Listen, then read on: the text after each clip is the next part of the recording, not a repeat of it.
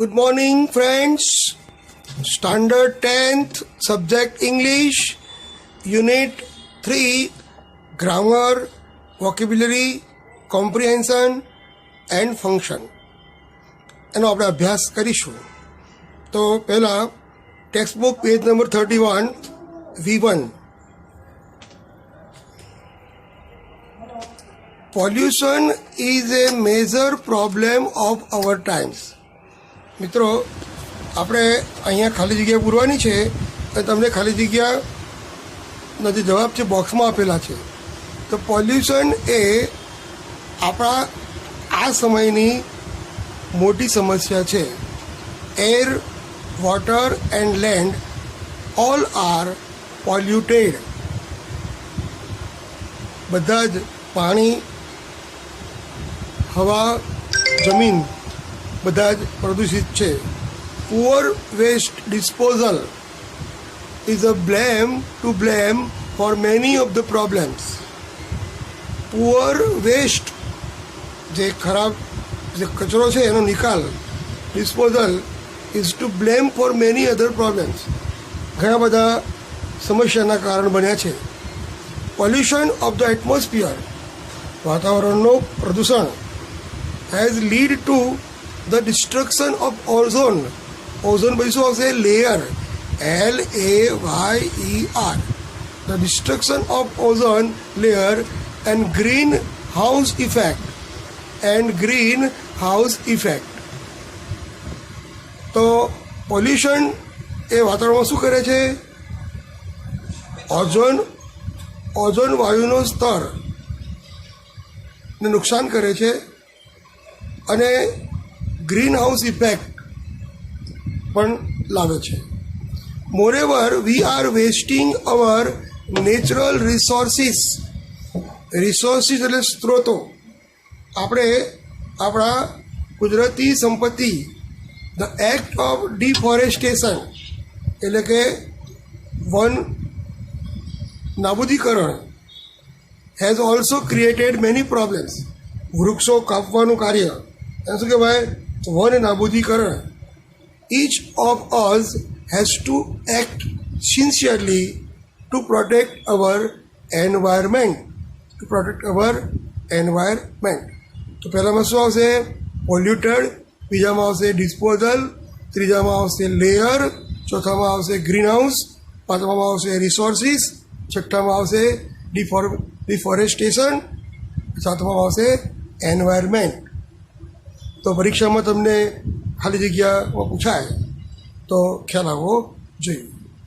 ચલો V2. Match A with B and form a sentence of your own. તો mosquitoes એની જોડે આપણે મલેરિયા લઈએ તો generally mosquitoes spread malarias in monsoon. સામાન્ય રીતે ચોમાસામાં મચ્છર એ મેલેરિયા ફેલાવે છે.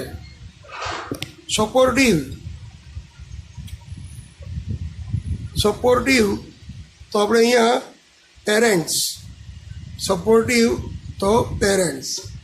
આઈ have supportive parent in my study. પછી ક્વિટ, તો quit a job. Arun quit the job at once. અરુણને તરત જ નોકરી છોડી દીધી. Removal the garbage. Municipality does the work of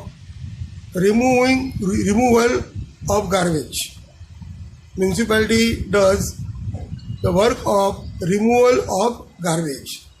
removal એટલે દૂર કરવું અને ગાર્બેજ એટલે કચરો. તો કચરો દૂર કરવાનું કામ મ્યુનિસિપાલિટી કરે છે. પછી વોર્ન આઉટ તો clothes. The beggar Warne out. Beggar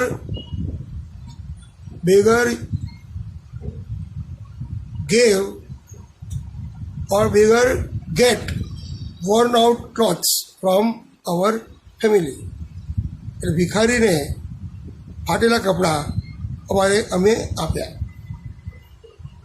પછી ટીમ ટીમ તો વોલ્યુન્ટિયર. તો our team and our volunteer are strength of our group. પછી એન્વાયરમેન્ટ ફ્રેન્ડલી તો paper bag. Environment friendly paper bags are used in many cities. We three find out and write the words having similar meaning from the first 3 paragraphs of Krishnamurti's interview. તો તમારે આપેલા શબ્દનો જેવો જ સમાનાર્થી શબ્દ તમારે શોધવાનો છે.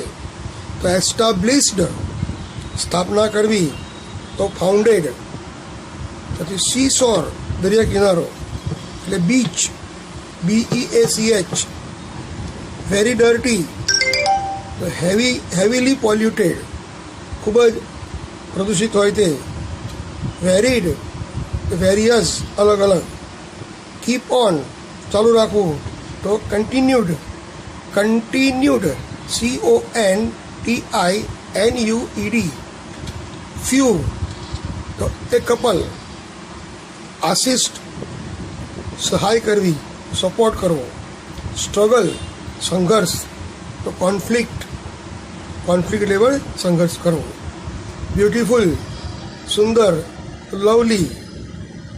હમ્બલનેસ વિનમ્રતા, તો હ્યુમાનિટી એટલે હ્યુમાનિટી માનવતા.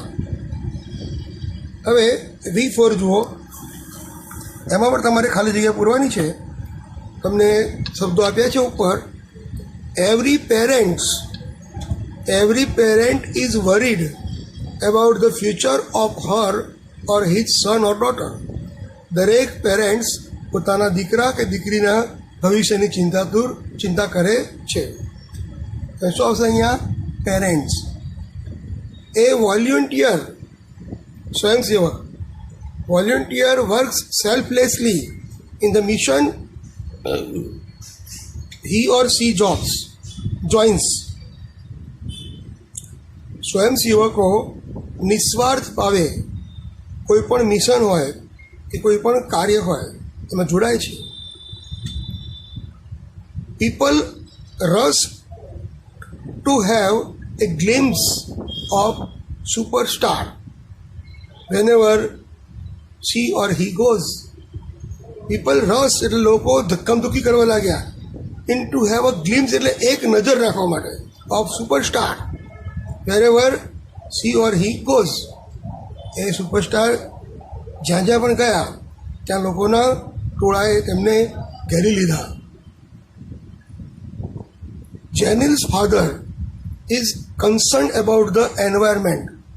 જેનિલના પપ્પા પર્યાવરણના ચિંતક છે. And does something for it, અને તે પર્યાવરણ સુધારવાદી નીતિ અપનાવે છે. He is an environmentalist.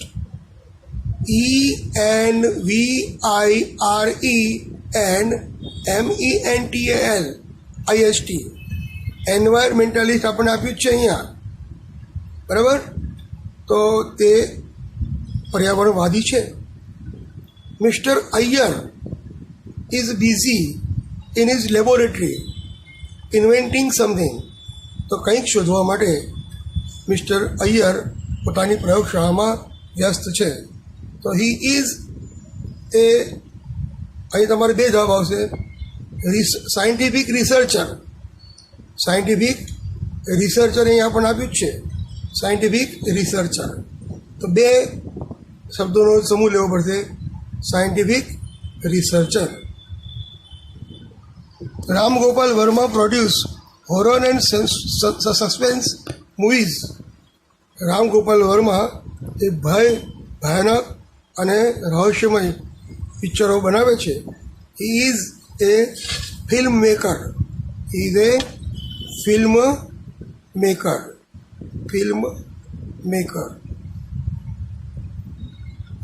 V5 જુઓ, તમારે એમાં પણ ખાલી જગ્યા પૂરવાની છે. કલ્પના ચાવલા had supportive આપણને સપોર્ટિવ, આપણને બ્રેકેટમાં આપેલું જ છે સપોર્ટનું, સપોર્ટિવ કરવાનું. Supportive parents that helped her to choose her desired career. Kalpana ચાવલાના પિતા, પેરેન્ટ્સ, માતા પિતા બંને ખૂબ જ મદદરૂપ હતા. તેઓ તેમના કારકિર્દી પસંદ કરવામાં સહાય કરી. ધ ડિસિઝન અહીંયા આપણને ડિસાઇડ આપ્યું છે. શું કરવાનું અહીંયા? The decision of giving text book free of cost to the students by the government praiseworthy. વિદ્યાર્થીઓને પુસ્તકો ફ્રીમાં વિનામૂલ્યે આપવા એ કાર્ય સરકારનું વખાણ પ્રશંસનીય છે. Before you pass your SSC exam, you should have information. You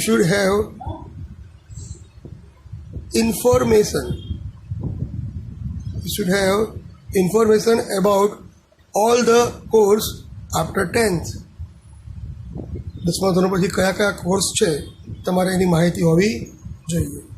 When mummy reached home, જ્યારે મમ્મી ઘરે પહોંચ્યા, she found that everything was set beautifully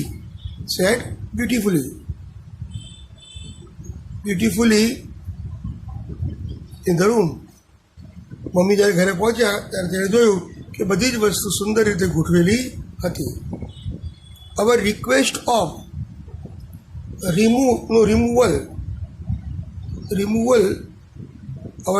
for removal the heap of garbage at the corner of our street was attending immediately.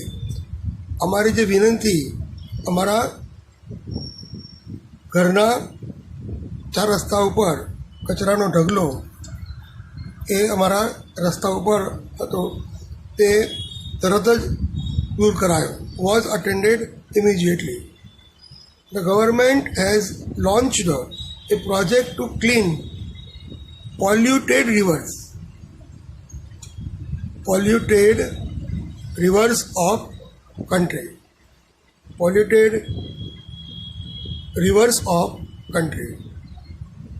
હવે V6 જુઓ.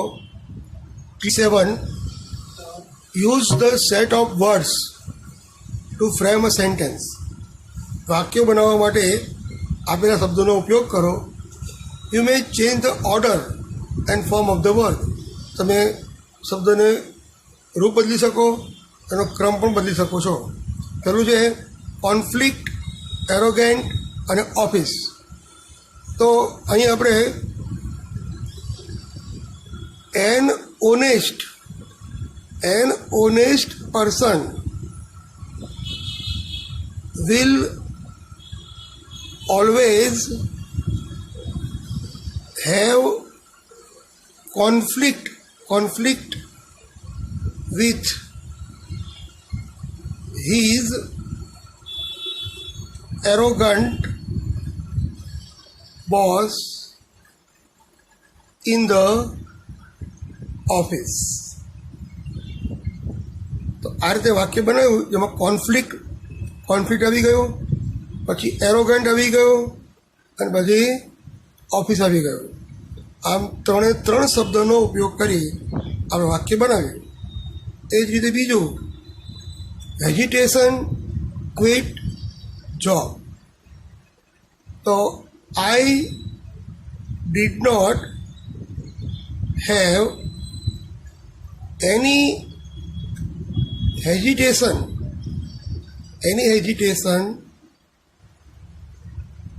in quitting my job. Quitting my job. તો અહીંયા તમે જુઓ કે agitation આવી ગયું, એ પછી ક્વિટ આવી ગયું, એ પછી જોબ. તો મને નોકરી છોડવા પ્રત્યે મારે સહેજ પણ ખચકાટ નથી. I didn't have any hesitation in quitting my job. Number 3, humanity, venture અને એક્ટિવિસ્ટ. હ્યુમાનિટી એટલે માનવતા, વેન્ચર એટલે સાહસ અને એક્ટિવિસ્ટ એટલે કાર્યકર વ્યક્તિ. તો અહીંયા a true activist, a true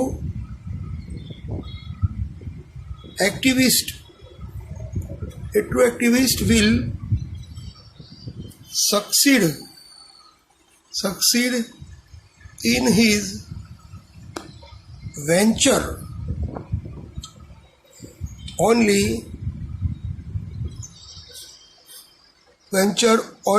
if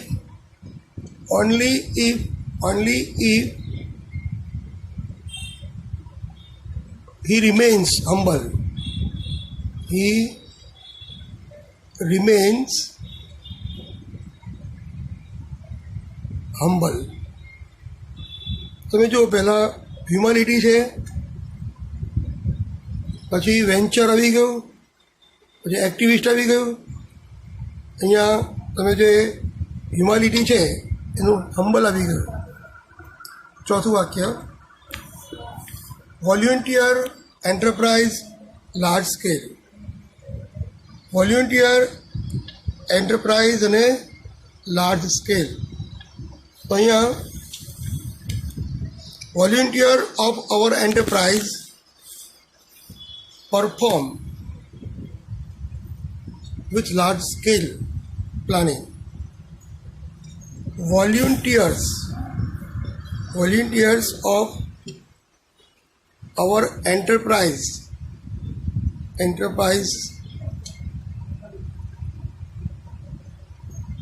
have large scale plan of environment.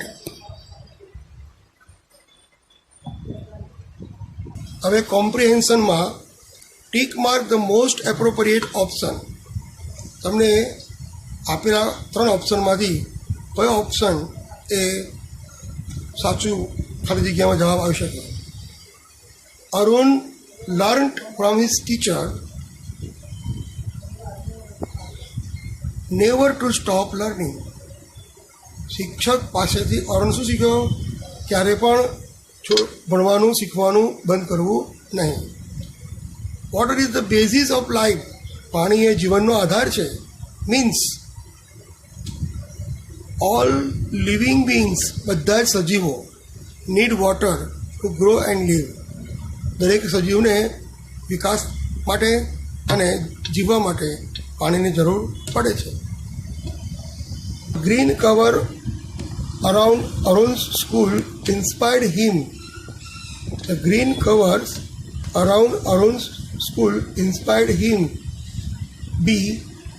The green cover એટલે આસપાસનું હરિયાળું જે પ્રકૃતિ છે, સ્કૂલની આસપાસની લીલોતરીને કારણે અરુણને ખૂબ જ પ્રેરણા મળી. So to think and understand about the importance of life form like birds and animal. તો અહીંયા ટુ થિંક એટલે વિચારવું, ટુ અન્ડરસ્ટેન્ડ સમજવું, about the importance of life લોકોનું, સજીવોનું, બીજા સજીવોનું મહત્ત્વ સમજવું, પક્ષીઓનું કે પ્રાણીઓનું જીવનનું મહત્ત્વ સમજવાનું શીખ્યો. Number 4, my school and college had plenty of green cover. It means there are lots of big trees, plants and greenery around his school and college. એટલે મારા સ્કૂલ અને કોલેજની આસપાસ વૃક્ષોની લીલોતરી છે. તો there was a lot of big tree. મારા કોલેજની અને સ્કૂલની આસપાસ વિશાળ વૃક્ષો છે, big tree, plants and greenery, લીલોતરી around his school and college. હવે C4 ક્વેશ્ચન આન્સર છે, પણ યાદ તમારે રાખવું પડશે. આ બધા ક્વેશ્ચન આન્સર એક વાક્યના છે, બરાબર? જેમ કે which organization did Arun found at the age of 17. 17 વર્ષની ઉંમરે અરુણે કઈ સંસ્થા શરૂ કરી? તો અહીંયા જવાબ આવશે Environmentalist Foundation of India. Environmentalist Foundation of India. હવે વાક્યને બરાબર લખીશું કે Arun founded Environmentalist Foundation of India at the age of 17. 17 વર્ષની ઉંમરે environmentalist of foundation of India Environmentalist Foundation of India નામની સંસ્થાની સ્થાપના કરી. What were Arun's parent like? તો અરુણના પેરેન્ટ્સ કેવા હતા? તો very supportive and understand him. તો Arun's parents were like very supportive and understand him. What according to Arun should we ensure? અરુણના મતાનુસાર આપણે શેની ખાતરી આપવી જોઈએ? તો લેક્સ એન્ડ વોટર બોડીઝ. તો we should ensure lakes and water body free from garbage.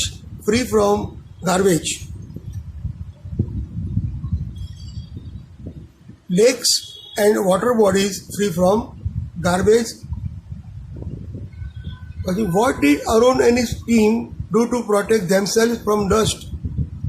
તો મિત્રો આપણે આ પ્રશ્નનો જવાબ આપણે ટેક્સ્ટમાંથી મળીશું. અહીંયા આપણે વીની જગ્યાએ ધેર લખીશું they wear nose mask. એટલે અરુણ અને તેની ટીમ શું કરે છે? નોઝ માસ્ક, નાકના માસ્ક લગાડે છે. સેનિટરી ગ્લોવ્સ હાથમાં પહેરે છે. And carry rakes and spade with which they collect the garbage. અને પાવડો અને કુહાડી વડે તે કચરો બહાર કાઢે છે. And dump it in to the collection bucket. અને કલેક્શન બકેટમાં એટલે કે બાલડીમાં, ડબ્બામાં તે સામાન અથવા તો જે કચરો છે એ ભેગો કરે છે. How much time should school going children devote for environment cause? એ પર્યાવરણ માટે સ્કૂલે જતા બાળકો કેટલો સમય ફાળવી શકે છે? તો school going children need to devote 4 hours a weekend. અઠવાડિયાનો એક દિવસે 4 કલાક, that is 2 hours or on Sundays and 2 hours on Saturdays. 2 કલાક રવિવારે, 2 કલાક શનિવારે. Question number 6. What hurt Arun badly? અરુણને કઈ વસ્તુથી દુઃખ થયું? What did he decided then? અને ભાઈ તેણે શું નક્કી કર્યું? મિત્રો answer 6. A beautiful lake next to his house. આ માયનું તમારે હિઝ કરવાનું, આપણે ઉતારો નથી કરવાનો, પણ જે માય છે એનું હિઝ કરવાનું. બરાબર? એ રીતે આઈ હોય તો હી કરવાનું. Which once had a lot of birds, frogs and snakes, was heavily polluted. એ ખૂબ જ પ્રદૂષિત હતું. It led to the spread of mosquitoes and turn a lovely place into an ugly neighbourhood. This hurt him badly. તો આપણે જોયું કે અરુણના ઘરની પાસે એક સુંદર તળાવ હતું જેમાં પક્ષીઓ, દેડકા અને સાપ રહેતા, જે હવે ખૂબ જ પ્રદૂષિત બની ગયું. It led to the spread of mosquitoes, જેના કારણે મચ્છરો ફેલાયા. And turn a lovely place into ugly neighbourhood, અને આ સુંદર સ્થાનને કદરૂપા પડોશમાં ફેરવી દીધું. અને આ ઘટના અરુણને ખૂબ જ લાગી આવી. પ્રશ્ન: why does Arun believe that he is an environmentalist and not an activist. શા માટે અરુણ એવું માને છે કે તે એન્વાયરમેન્ટાલિસ્ટ છે, એટલે પર્યાવરણવાદી છે, પણ એક્ટિવિસ્ટ નથી. એટલે પોતે પર્યાવરણવાદી છે પણ કોઈ સામાજિક કાર્યકર નથી. હવે જો અહીંયા ધ્યેય એટલે કોણ? ટીચર્સ. તો teachers of Arun taught him, એને શીખ્યું કે to be a simple and keep learning all the time, હંમેશા શીખતા રહેવું. He is not an activist but he is an environmentalist. તે કોઈ કાર્યકર નથી પણ તે પર્યાવરણવાદી છે. He has learnt so much by doing this work. અને આ કામ કરવાથી તેને ઘણું શીખવા મળ્યું હતું.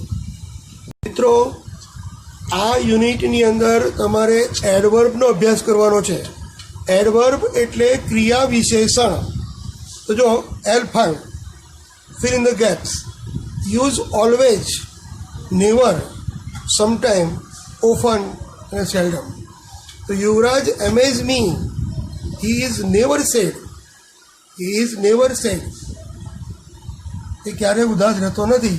He always seems so be happy. તે હંમેશા ખુશ રહે છે. બીજું, Sophia is fond of reading novels. સોફિયાને નવલકથા વાંચવાનો શોખ છે.